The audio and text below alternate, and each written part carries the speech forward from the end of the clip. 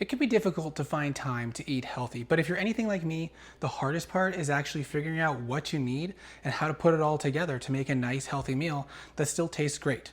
In this video, I'm going to share with you a couple variations of the same meal that I prepared for myself and for my wife that will get you a healthy breakfast or brunch, as well as getting you a good source of protein that will fill you up and keep you full so you're not hungry again in a couple hours. This meal is something that I just kind of threw together with the few veggies that I had available, and then eggs as well, and then we always have some form of bread in the house, and I'll share with you some of my favorite options in that regard, and I'll also discuss with you a couple variations that you can do to make the meal more suited to you, your calorie and protein needs. And you can also sub out any of these vegetables for anything else pretty much, and just kind of cycle things through to have a somewhat similar but unique taste each time you make it. There's also several variations you can do in terms of how you put all the ingredients together. For example, you can scramble it all up with scrambled eggs, or you can do it like I did, having the fried eggs on top, which I'll show you. You can also put it together in sort of a sandwich form. So there are a lot of different ways that you can put this meal together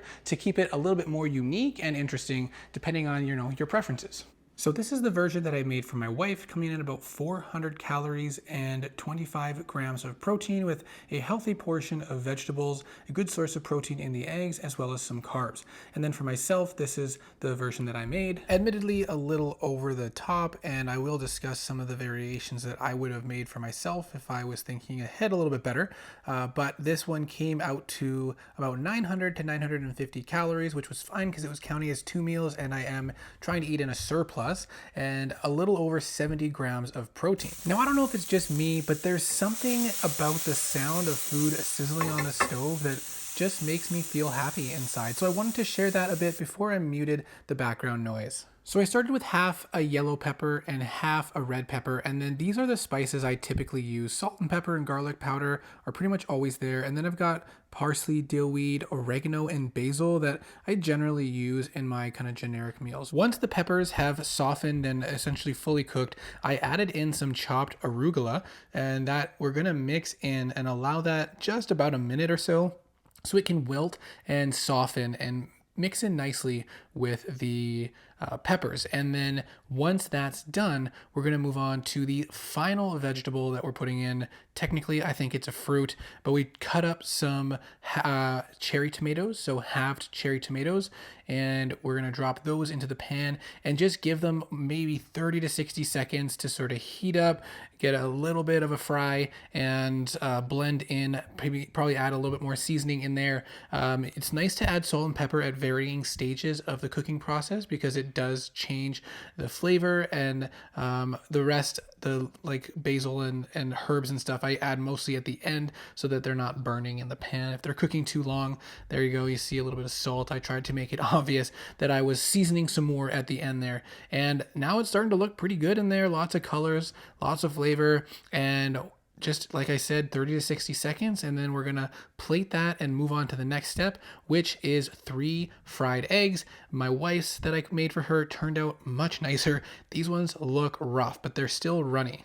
Now for me, generally my breakfast, I want more than just 3 eggs worth of protein. So I looked and I found a couple lean turkey burgers, and they were together in a package and frozen. And so I thawed them to allow me to get them out. And I decided, hey, I'm thawing them. I don't want to put a mushy turkey burger in the fridge, so I'll just use them both. But after putting it all together, I realized that having just one of the turkey burgers would have been perfect in terms of calories and protein as well as volume, because it was a lot of food. It would have turned out to be more like 750 to 800 calories and about 50 grams of protein, which is a much more realistic meal if you're having, a breakfast, lunch, and dinner, and some snacks as well, potentially.